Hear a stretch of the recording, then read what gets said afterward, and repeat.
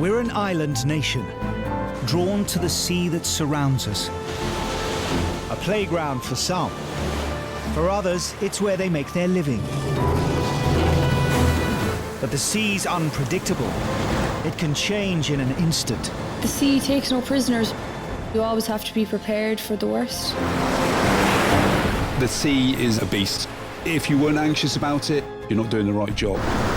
The water was freezing. I was thinking I was going to die. There to save our lives is a volunteer army of over 5,000 ordinary people, ready to leave their jobs, their families, and race to our rescue. Steady, steady. Go for it. When the pagers go off, your heart stops. Is this a life and death situation? In the water. You're okay, pal. Let go of the sail, mate. Let go of the sail. Even that 1 second could make a huge difference to someone at home. 1 minute they've got a son or a daughter, the next minute they may not. There we go. Emily, high five. Well done. Nice one. I didn't think we'd get them back. I was just thinking, just please. Are you the parents? The lifeboat crew, without them, there's no doubt about it, we'd have lost our girls. Equipped with their own cameras, Am I switched on? It's on. the crews give us a unique insight into every call-out as only they see it. Good stuff, that's it. Speeding into the roughest storms, searching for people who may only have moments to live. Gotcha. For those who risk their lives, it has become a way of life. If something goes wrong, you could be the only person between them and death.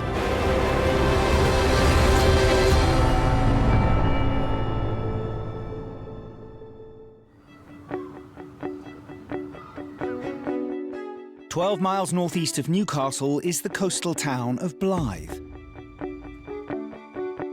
Blyth is recognised as the major port within Northumberland. Blyth's a sort of industrial town, a lot of mining background, shipbuilding. Now it's quite busy with renewable energy. Does a lot of work with wind turbines and things like that. Blyth Lifeboat Station's patch covers the cold waters of the North Sea. The coastline at Blyth, it's majority beach to the north and the south. We've always got the port in the middle where we launch from. The water of Blyth is very, very cool all year round. Even in the summer, it doesn't change much. So you don't have to be in long to start feeling the cold. We've got a really nice stretch of coastline here.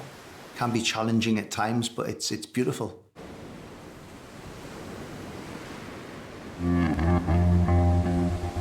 June, a sunny afternoon.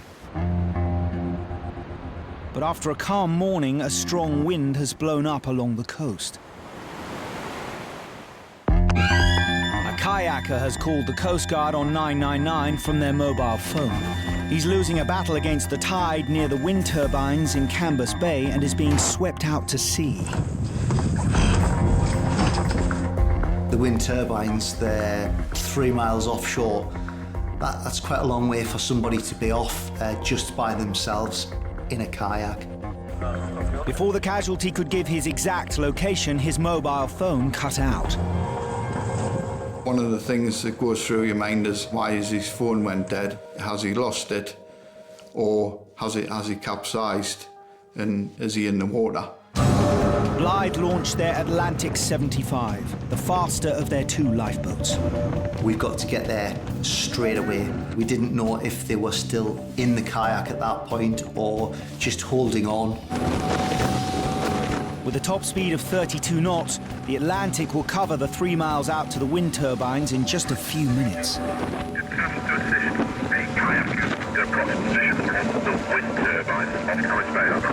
They're now trying to bring them back on his mobile phone and can't get them. The information that came through from the Coast Guard, it wasn't quite as full and comprehensive as we would have usually gotten.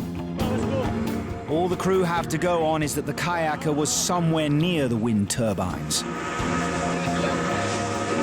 What? Go back. They said Thames Bay wind turbines, I presume them. Oh, they're gone, aren't they? There used to be 2 wind farms off Blyth.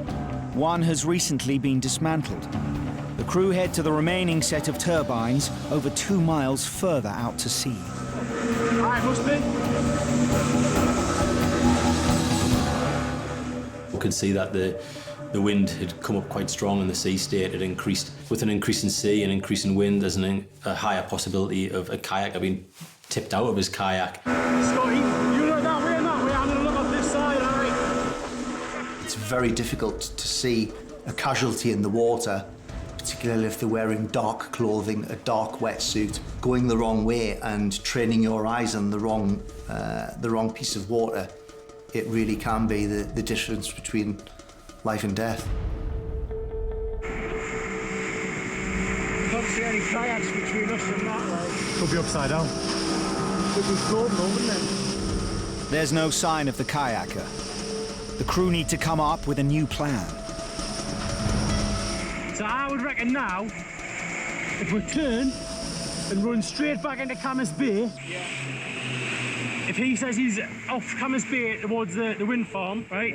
If we head back into the middle of Camas Bay now, we should catch him, if he's right on where he said he was. As we got out there, it became apparent that he was very unlikely to be that far off, and we considered the possibility that he was actually going to be closer to the site of the old wind farm that had been dismantled a couple of weeks earlier. The helm Graham takes the Atlantic on a new bearing. You're always conscious that any decision you make can have an impact on the casualty and the time that they're out there by themselves and possibly in the water. So yeah, you don't take any decision lightly. On their new course, the crew's search for the kayaker becomes even harder. They're now head-on to the 20-mile-an-hour winds. You could see the sea state was getting a lot worse, the wind was picking up. The wind's blowing a lot of spray off the top of the waves, making, searching quite difficult. You really got to get your eyes in. And there's also quite a lot of glare off the sun.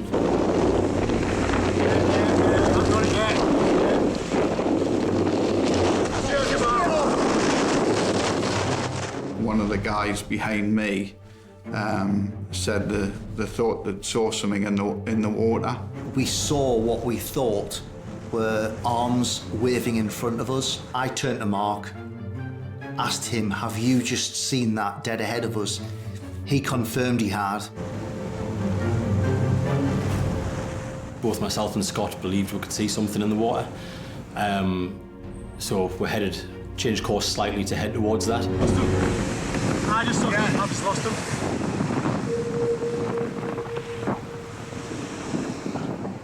Did you think it looked like he was swimming? He was waving his hands. The three of us went a bit quiet for a minute because we thought, have we just lost this casualty at sea? Coast Guard to Lifeboat. We had eyes on what we believed was the casualty. On approach, we have lost sight of the casualty at the south end of Camas Bay. Over.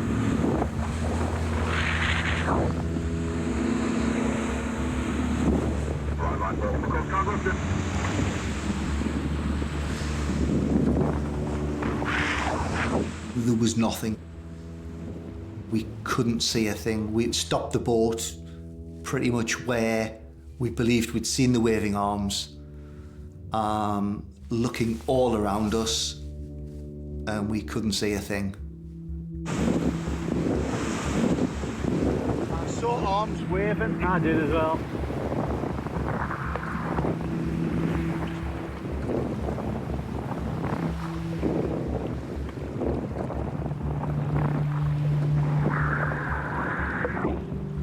Big sense of worry at that point. Big sense of worry. It's now been half an hour since the kayaker called the Coast Guard, and the crew still can't find any trace of him. I think this is about where we last seen him. The average sea temperature off Blyth at this time of year is just 12 degrees. If the kayaker's in the water, hypothermia could start setting in within minutes. Yeah, we're all getting concerned, but you've just got to keep going.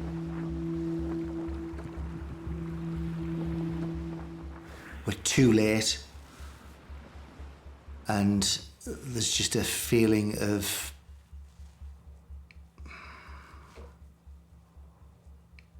not a very nice feeling. Just when they think all is lost, a radio call comes in from the Coast Guard. A member of the public has spotted something in the water just north of the Atlantic's position.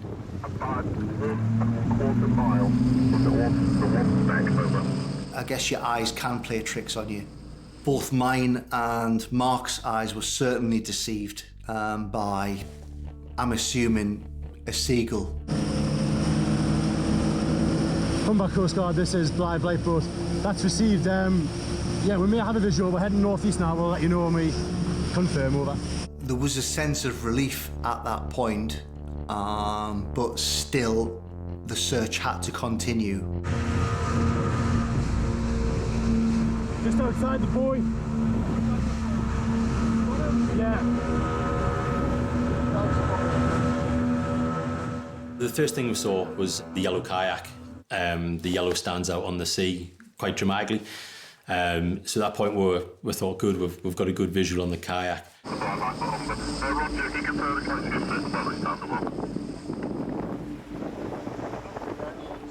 We got a bit closer, we could see him sitting in the kayak and looking quite well. We're just confirming that he's on his own. We'll get back as soon as we have some more, over. Huge sense of relief.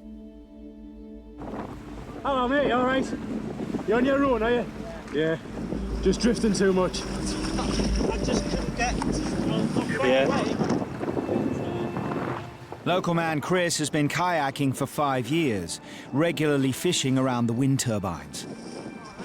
That's all right.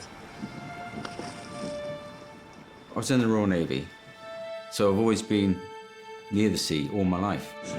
How easy did the side bits come off? Not easy. It's my first time out this year, and the conditions were very good. Nice, warm, sunny day. It was my intention just to go out for 2 hours and come back again. The wind picked up, and I noticed the sea swell. It started to pick up. It started to get heavier sea. I thought, yeah, it's changing. So I had the wind, the waves, and the current against me. I was paddling really hard for about half an hour, and I wasn't making any headway at all. I thought, well, that's it, it's over, you know. I could be swept out to sea and never seen again. Even though I was so close to the beach. And then you realise you're not winning. Let me just get on. Ready? 1, 2. Right, there we go. Right, mate. Have a seat on here, mate. Come and sit on this side round here. 1, 2.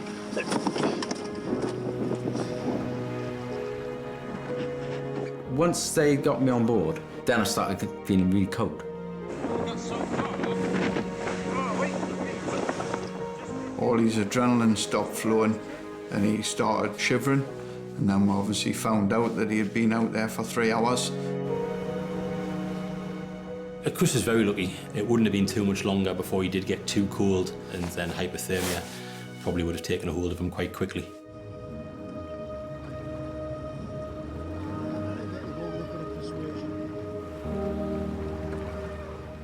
It does leave you feeling quite good for a couple of days afterwards, knowing how successful you've been and you've done a good job. If I don't go out on the kayak again, I'm going to sell it and give the money to the RALI. I feel quite strongly about that, actually.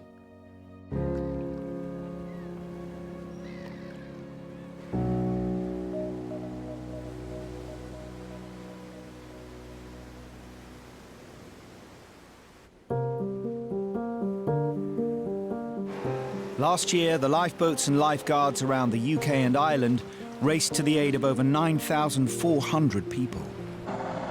But all crew members are aware that when the pager goes off, not every shout will have a positive outcome.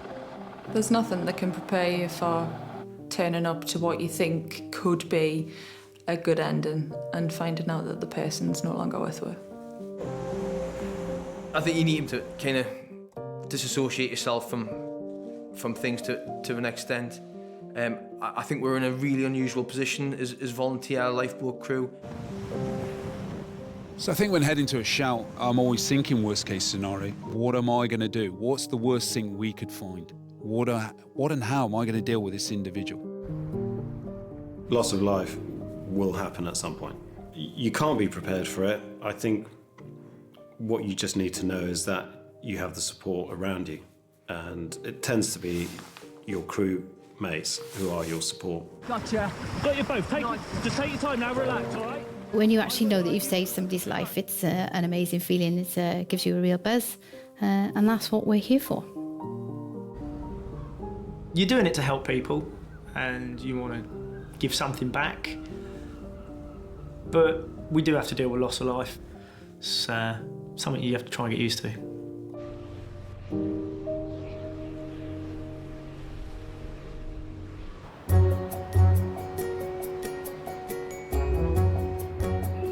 The leafy West London suburb of Teddington is home to one of 4 lifeboat stations stationed along the River Thames.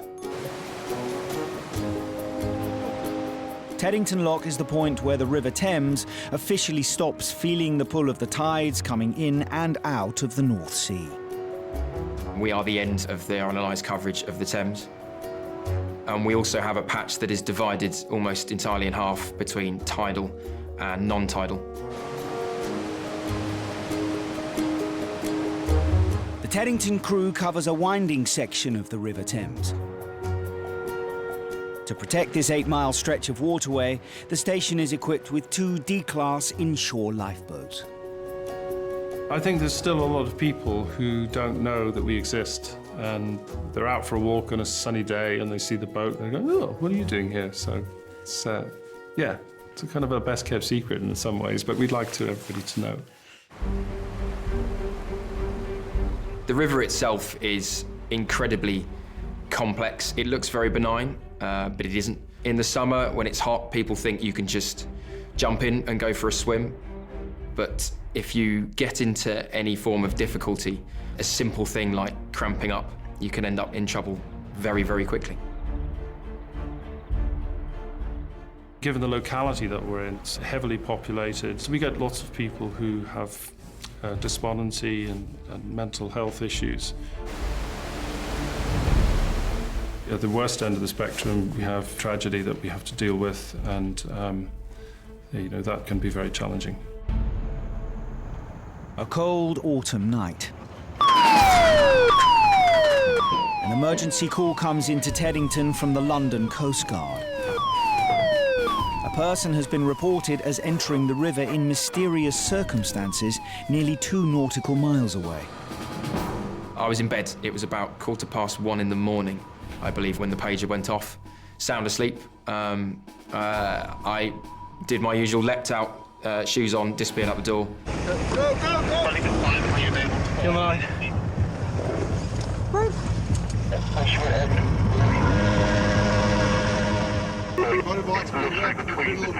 Right. Those will see on CCTV. He's standing up where the police cars are. Right. And then just disappear. So a person in the water is one of the most serious shouts we would get. We don't know where they'll be and what search patterns are required, so we always launch 2 boats.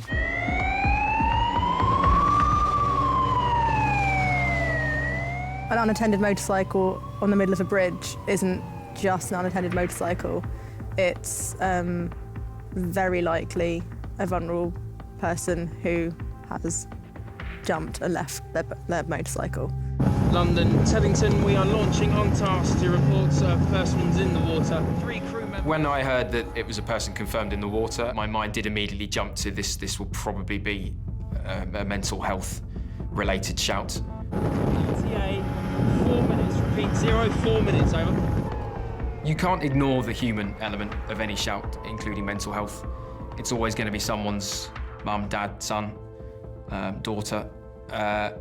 You have to kind of put that to the back of your mind. You're there to do a job.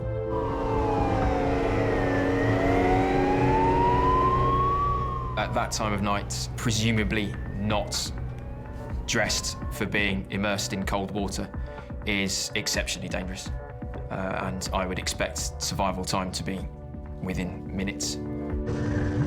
From the CCTV being reviewed, a bus pulled up alongside, and in the reflection of the bus, you see something climb up, and it then drops down. Says the lifeboat, that's copied. We're searching directly under the bridge now. Thank you very much. When you hear that they've got CCTV footage and it's been confirmed, that, for me, made it all the more real and suddenly a lot more serious. And obviously, at the back of your mind, there is the threat that you're going to be dealing with a deceased casualty.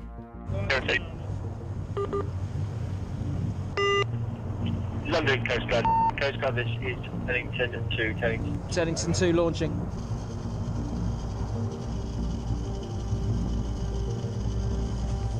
Continue with a detailed search between Row Bridge in coordination with Teddington 2. Teddington out. The crew scour the river for any sign of the casualty, while police and other emergency services work their way along the banks. Pass 1-5, are you fitted with a searchlight over? A police helicopter has been scrambled to assist with the search. Where do you want it? Just at the head of the boat. Pass 1-5 from Teddington Lifeboat. Are you visual with our location, over?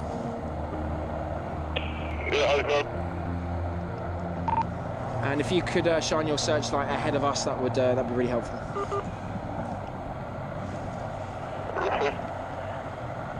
Okay, here comes our searchlight.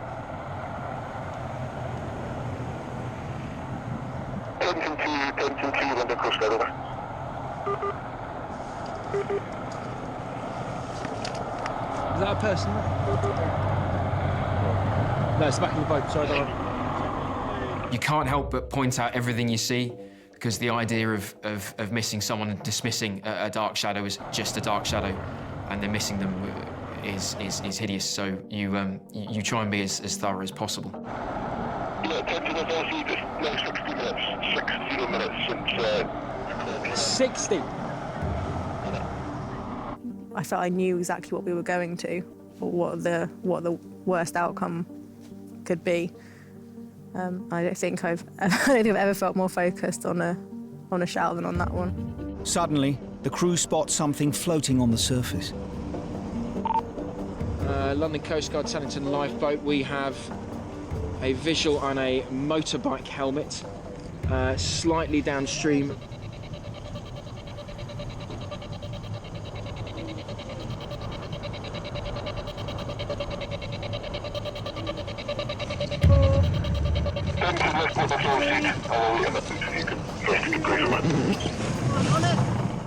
I really thought I was going to be recovering a person attached to it. And London Teddington, the helmet has been received. I'm afraid it is a helmet only, over. I'm not sure if I hoped there was somebody attached to it or whether I just was expecting it. I went as if I was to lift a person under the arm, and there wasn't an arm, there wasn't a shoulder, it was literally just a helmet. What's that? Is that a glove? Glove on the left.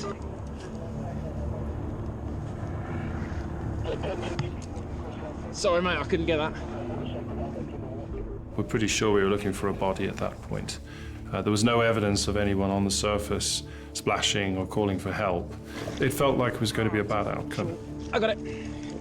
Sorry. Yeah. Can you just tell them it looks like there's some evidence that he got undressed as he came down the river, or that he 2-1 port side. You obviously hope they're alive, but at the point we found the clothing, I did start to suspect that they may have perished. Oh, what's this? Jacket.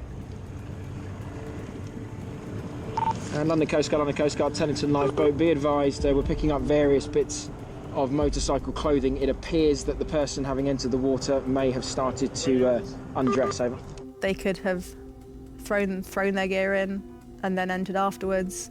They could have entered the water and stripped off. You really don't know. It's heavy. It's like our man is still undressed. There are obstacles underwater that someone could get snagged on and then dragged down. Oh, it's gone under, sorry. It was just a shoe, though. Anybody in the water is going to move with the river, which will make swimming out all the harder. And unfortunately, as the body's way of reacting to cold water is to start drawing the blood back to the core to protect the organs. And as such, the limbs begin to stop working to the point where you can't even grip on to anyone who would be holding on to you or holding on to a mooring buoy, even if you want to. So treading water in swimming becomes almost impossible very, very quickly. All the crew are now assuming they're dealing with a fatality and are preparing for the worst. Be advised, LAS Coastal, if the body is recovered, is to return upstream on bridge on the middle step, bank for left. Copy that. We'll be awaiting to see if someone is coming. If we find them, upstream, we just deposit the body upstream of there. We think it's really important to give something back to the family or the person's loved ones. That's very important to us. We would put meticulous care into doing that wherever we can. London Teddington, at the moment, we're currently deploying our rescue pole and camera to help with the search. Unable to find the missing person on the surface, the crew bring out a specialist piece of kit to help them see into the depths. I would say every year we have maybe 1 or 2 deceased people that we need to take out of the river. Working, Chris. It's working, yeah. See the bottom? I can see the, when the light's right, you can see the bottom. Clear. Edge over there.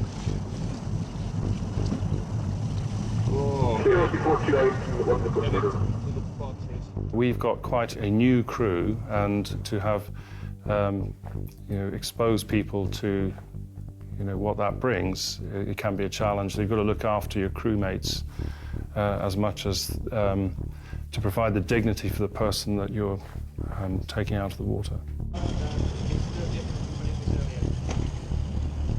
After nearly 3 hours of searching in freezing temperatures, the crew receive a radio call. Good news to hear. Sounds like the owner of the bike's safe and well. They found the owner of the bike, safe and well at home. Once we had discovered that there wasn't anyone in the water, they had self-recovered and were at home safe and well, there's an immediate sense of relief. We can stand down. Many thanks for all your help tonight, and we'll speak to you on the landline when you're back to base. I have to say, I think you guys did an amazing job. The sense of relief is incredible. It wasn't that we had spent the best part of 3 hours in the middle of the night looking for this person. It was that they were actually safe. It was almost euphoric. I say it with some emotion, actually. I feel a lot of emotion in saying that to you. Great outcome. Well, it's the happy preferred outcome. Yeah. Well, to be fair, I mean, I was absolutely convinced that we were either going to find absolutely nothing or a body. It's not something that everybody has to deal with every day, and I think that the odd part is the voluntary nature of it, in that the other guys on the crew I've seen get back off of shouts, including ones that involve loss of life. And they're going back to a meeting or going home to feed the kids or pick up the kids from school, take the kids to school. Everyone comes back off a boat and just slips back into normal life, no matter what it is that they've just dealt with.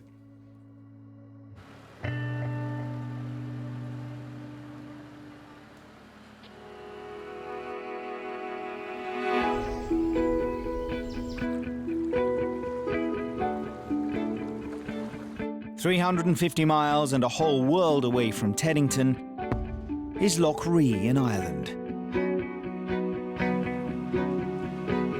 Loch Ree is a majestic lake.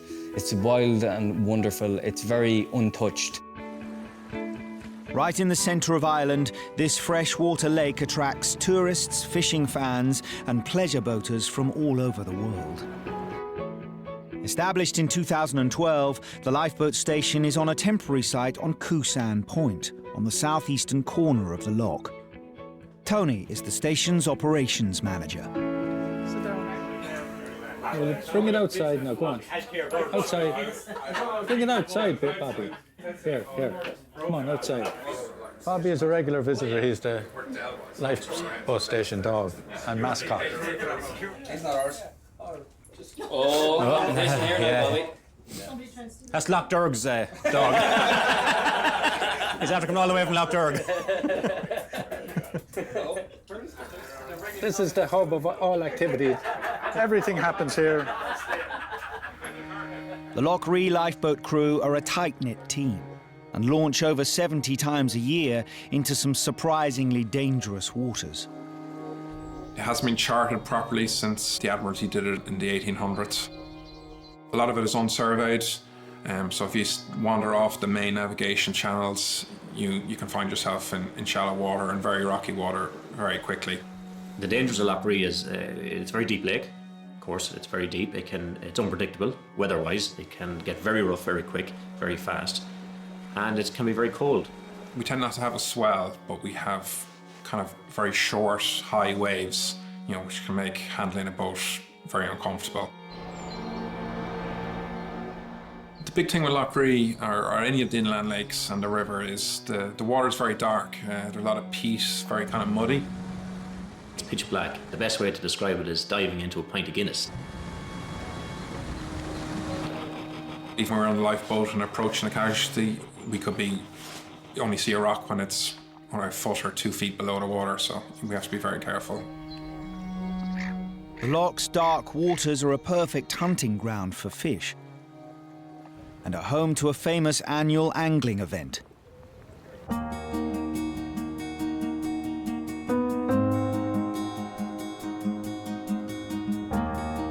Every year there's an international pike competition on Lough itself, and it takes foreigners all over the world over to it. It's a great spectacle, really. There's hundreds of boats go out from different points on Lough to go catch pike. It's a lot of boats, and they tend to go out in good weather, but as Lough can be so unpredictable, the weather can change very quickly, which can cause people to get into difficulty. April, the weekend of the annual pike fishing contest. Hundreds of people are out on the water. The Lough weather is doing its worst, and the lifeboat crew are on high alert.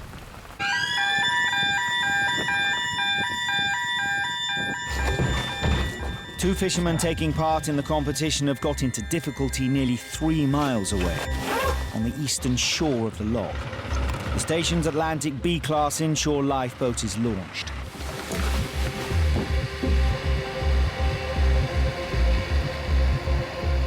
We were told that they were taking on water. The vessel that they had was taking on water. If I remember correctly, initially we thought they were sinking. And if they're taking on water, inevitably it's going to be people in the water. We're good to go? Yeah, good to go, yeah. Engine running. All right, lovely. Okay, now Leaving Coosan Point, it wasn't that windy inside Coosan Point just because of the wind direction. But once we got out on the lake and in the middle of the lake past Hare Island, it was very, very windy, very stormy. You're expecting that somebody might be in the water and hopefully that they're able to sustain themselves in the water when you arrive on scene. Yeah, so of course you will be thinking worst case scenarios. I suppose if you think for the worst, everything else is better when you get there. Can't see anything, Liam? Oh no, here we are. Yeah, you're 2 o'clock. The area was just north of Inchmore Island itself. They're in a hazardous area. There's a lot of rocks there, there's a lot of shoals, a lot of snags and hazards that they could come foul on and get into difficulty. It's a dangerous spot at Lough. It is very dangerous, yeah. Get in close. I might put someone to go ashore, okay, on their own. 7 minutes after launching, the Atlantic class makes it to the scene. As we arrived, we spotted a boat on a small little island, but the waves were quite high and it was in quite a rocky patch, so we thought it was going to be difficult to get the lifeboat in alongside the island without damaging it. Yeah. Okay, we're on it there. The helm, Tom, decides the safest way to get the boat into the island is to veer down. The crew anchor from the bow, allowing them to reverse in with a level of control. But in shallow water, it can put the boat's engines at risk. It can be a dangerous procedure if everyone doesn't know what they're doing, but with a well-trained crew and everyone knows their roles, it works very well.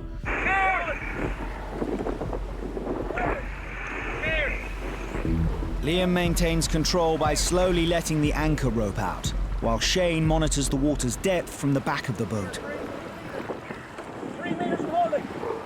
And we kept gradually coming in slowly and slowly and slowly, getting in closer and closer to the fishermen. There are three. Never been on this island before, so I had no real idea, you know, how many rocks or where they were, or, you know, the depth of the water in that area. After 5 minutes of veering down, Tom decides they can't get any closer to shore without damaging the boat and its propellers. Just two of you lads, yeah? The fishermen were very pleased to see us. I think they were calm and relaxed when they actually seen the lifeboat coming on scene. The plan is to get in close, attach a rope and tow the fishing boat to safety. Huh? I think we'll pump it. I think we'll pump it. But when they reach the fishermen, the crew realise it's not going to be as straightforward as they thought. Need more line out? The boat was nearly full of water when we actually got there, so we had to make the decision, were we actually going to just bring the casualties, or were we going to try and save the boat also? Assume, lads, you want to get your boat back, do you? Assume you want your boat back. Yeah. Okay, well, we have a pump, so we can pump it out. Yeah, you're going to have to tilt it over that way there while we pump it, though. The boat itself was nearly a flat bottom. There wasn't much of a keel on it, so it wasn't designed for them weather conditions. Did the engine cut out, lads, or what? Or did you get the engine stop on you or anything? No?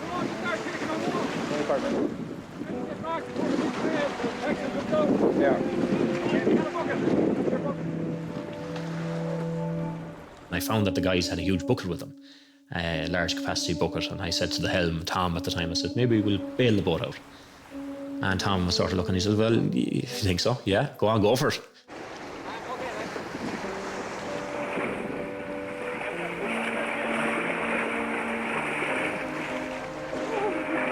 The best bilge pump is a man with a bucket on a sinking boat.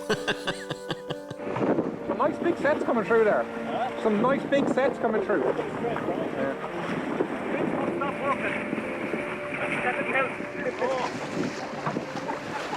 Then you start doubting yourself, I wonder, is this the right approach? Am I doing right here now? Am I wasting my time? Because the waves are still coming over the side of it. So you're trying to keep ahead of the waves coming in. So you're bailing frantically to make sure that you're gaining all the time.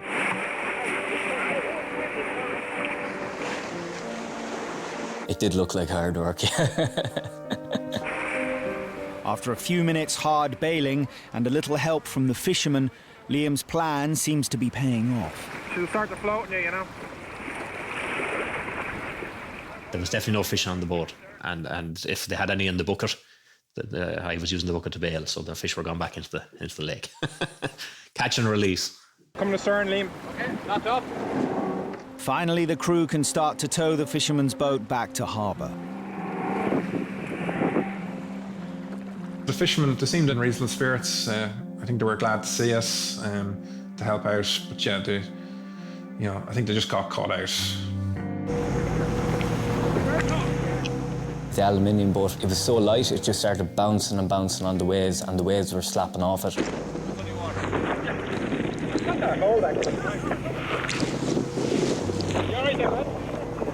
There's a lot of spray, a lot of water, and the boats were moving around a fair bit. So yeah, it was definitely one of the rougher days out in Loughree. The crew worked as a team, and we did everything that we would do in training, and it actually worked out perfectly. It just shows you how important the training is and how important the teamwork is and working together. The stricken fishermen didn't manage to land a fish, but there's always next year.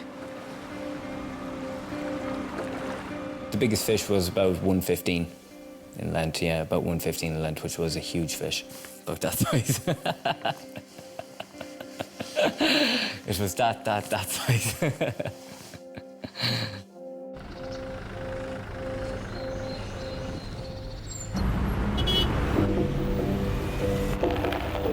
355 miles southeast of Loughree, in the heart of London, next to Waterloo Bridge, is Tower Station.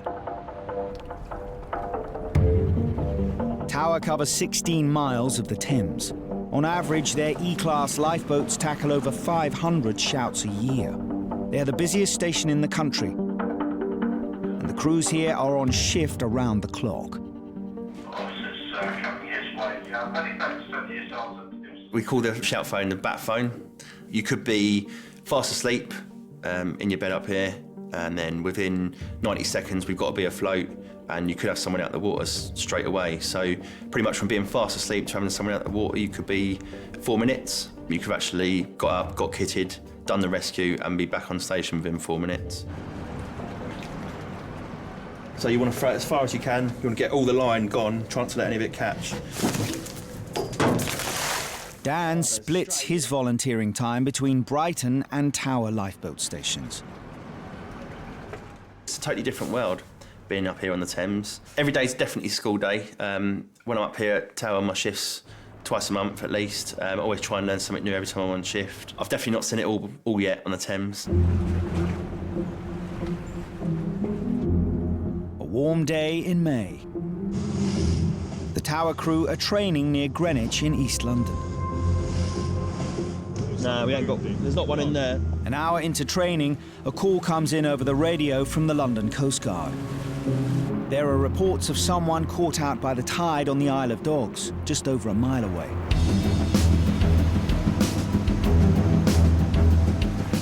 I was actually driving at the time. Craig was doing a bit of driving with me, so we changed over and then put our helmets on and went high speed down to the scene. If someone's in the water in the Thames, it's extremely dangerous. The tides that are coming by us and the currents, the undercurrents especially, it's that bad it will suck you like a hoover under the water to the bottom and you won't come up again, you will drown. And as we arrived on scene, we sort of saw people waving and pointing, and we were trying to look for a person and thinking, well, where are they?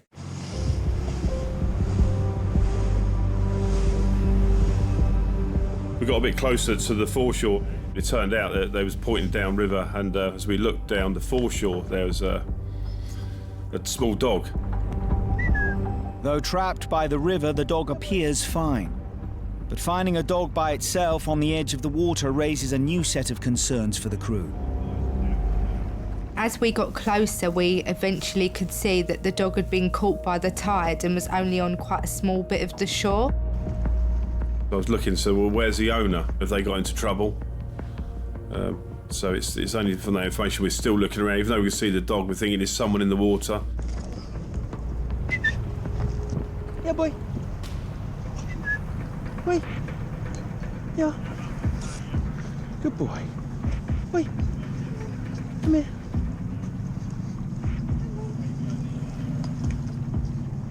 Boy. You could tell that he was like really scared, but we just tried to approach him like in a nice way, just so like it wasn't intimidating for him. Scared or not, the crew all know that a dog in the water can spell trouble. Most owners, they'll go in after their animal, and you know, unfortunately some people have drowned doing that. Come on. Yeah. We've had a woman go in after the dog, and actually a man going after that dog as well. And believe it or not, the dog actually made it back out, and the owner didn't. And it's sad to see, but it goes back to the story that people are that attached. They treat their animals like humans as well, and it's love that will make you go in after the animal.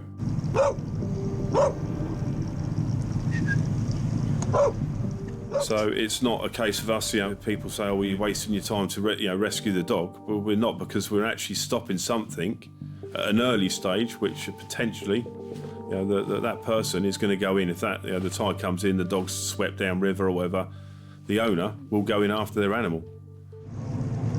Come on. So it just knocks it on the head straight away. It's better to be safe than sorry. We're there. We'll help and deal with it. And you know, so before any people go in the water. Suddenly, from the embankment above, a voice. Is it your dog? I'll come and pick you up at the beach, because he's not going to get around, and when you come on here... He is a good dog, honestly, he's just playing. Sorry? He is a good dog, he's just playing, he won't hurt you. No, that's cool. Come to us, but if I come and get you, I said to the guy, I'll come round, I'll pick you up, and then we'll bring you out. So it's easy if he knows the dog, and then we can take him out, and then he can help us recover the dog, because then the dog will be settled. Come on. Romeo, come on. Good boy. Romeo. Good boy. There we go. Romeo. Good boy. Good boy. As soon as we said Romeo, it was like I've been his best friend his whole life.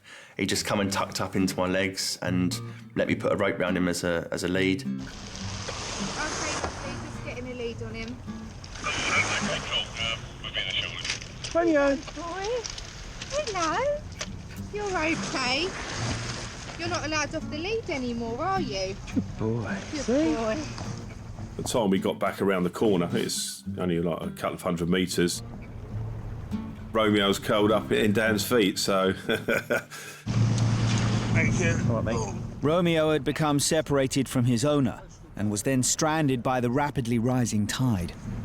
Here you go. It's amazing how the tide comes in so quick, you know? Yeah. He was very wary of, you know, the fast currents in the Thames and his local knowledge. He didn't live far away. So, yeah, I think it just caught him out that day. Never thought it'd ever come to this. Yeah. Because usually I call him when he comes. Good boy. But look at the bright side, I've got a free ride on the boat with the Thames. Exactly right.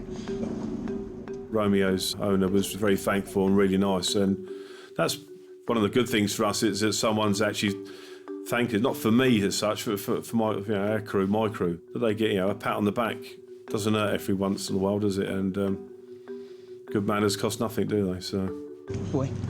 Well, he's got his lead on as well. Right. Fortunately for this Romeo, there's no tragic ending to his story. These things don't always have a good outcome, but to rescue a dog and know that the dog's safe and well, and the owner was safe and well as well, and you reunite them together, it was sort of like a nice job and, you know, a good smile on the face. Done the good deed for the day. Cheers, guys. Thanks again. No worries. No worries, mate. Thank you. Bye-bye.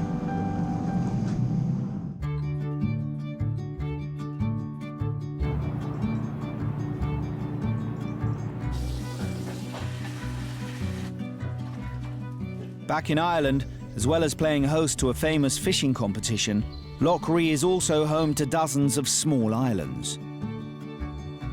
The islands on Loch Ree can vary from 20 square yards to 10 acres. There's a lot of history with some of the islands that are there, from monasteries and churches on them and things like that.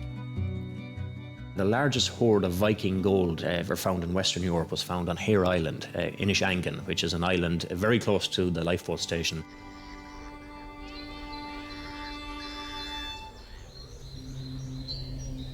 Early June, an emergency call comes in from the Coast Guard. A man has had a stroke 5 miles from the lifeboat station on one of the Loch's islands.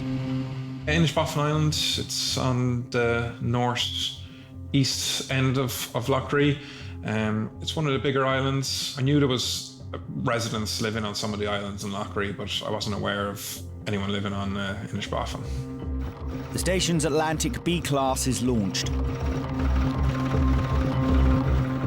Worst case scenario in a stroke victim is permanent damage from the stroke, so it's critical to get there and get assistance.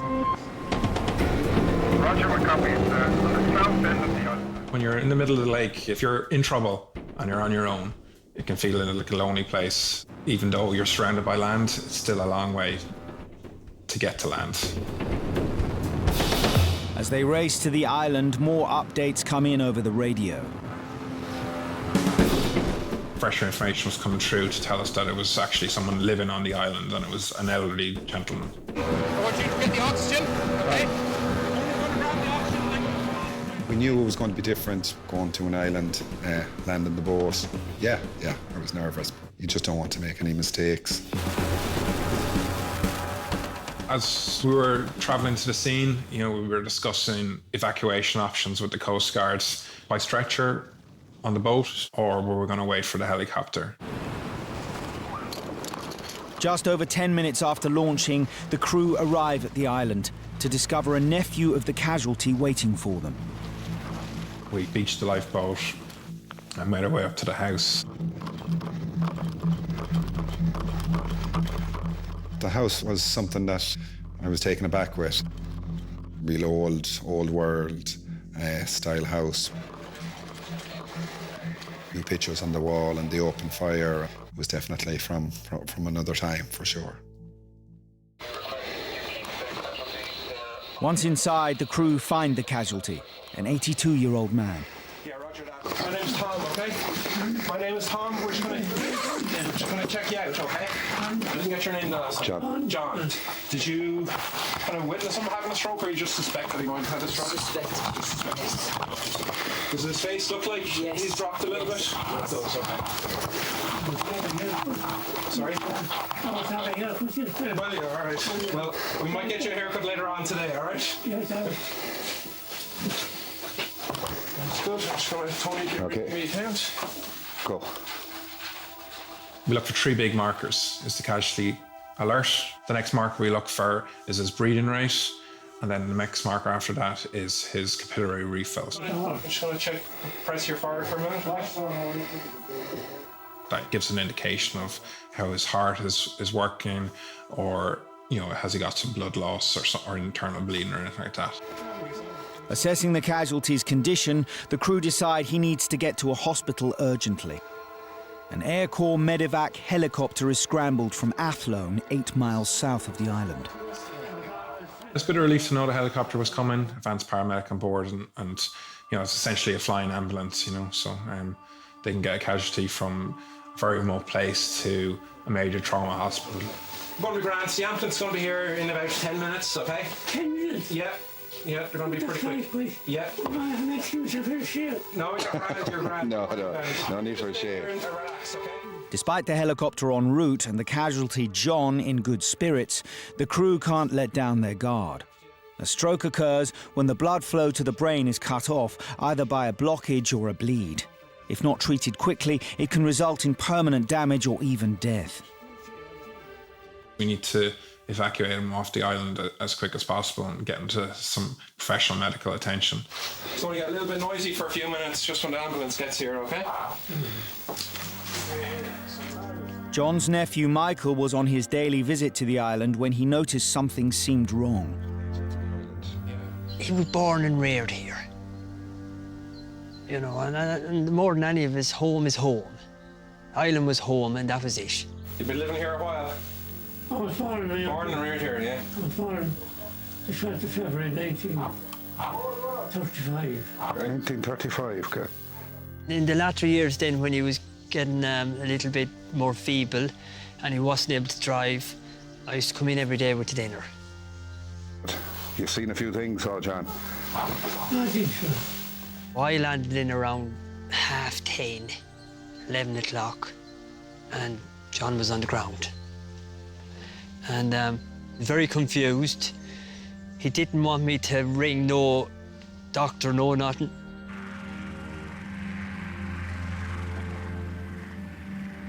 Something did have to happen, like. You know, he had to get help, and I wasn't able to give it to him. These are cooler guys than we are. We've got a white helmet, they got red helmets. How are you? Stuart, nice to meet you. Michael. Hi, how are you? Tony, how are you? Hi, Tony, how's it going? Yeah. Listen, John. Hi, John, we look after you there now as well. I just see what the lads have to say. What's, yeah, so cap refill at 13:45 is 1. His breathing was at 12 breaths, and a few minutes ago his breathing seemed to go up a bit. Yeah. They checked him out themselves, you know, and I think they were just happier to get him off the island. None of us wanted to leave an 82-year-old on an island after an incident like that. So, yeah, the call was made to evacuate onto the helicopter and take him to Galway for a check-over.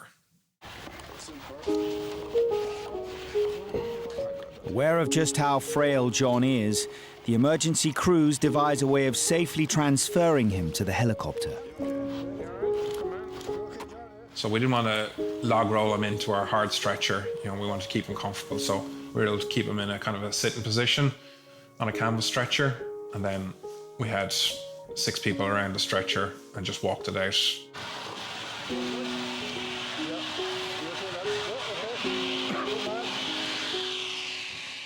It wasn't much weight in the stretcher. He was For a man of his age, he was very light and very frail, and we were just very mindful that we didn't cause him any injury or that. So.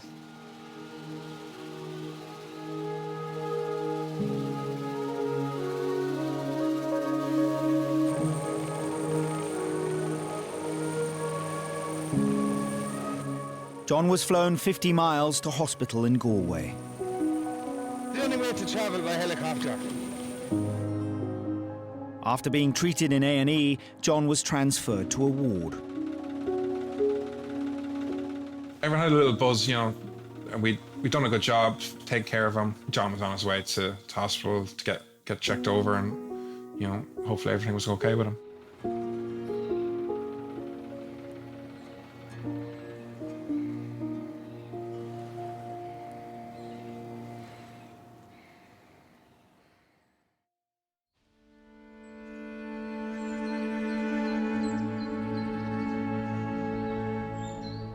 John spent 4 months in hospital in Galway. He was then transferred to a nursing home. When he was in hospital, first thing he'd ask you was, how was his cows? All he just wanted was his own little life. Very simple.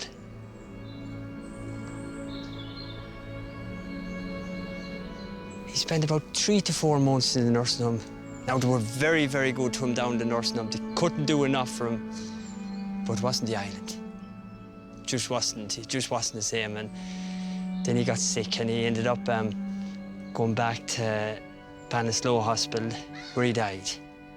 Died the day of his birthday. He was 83.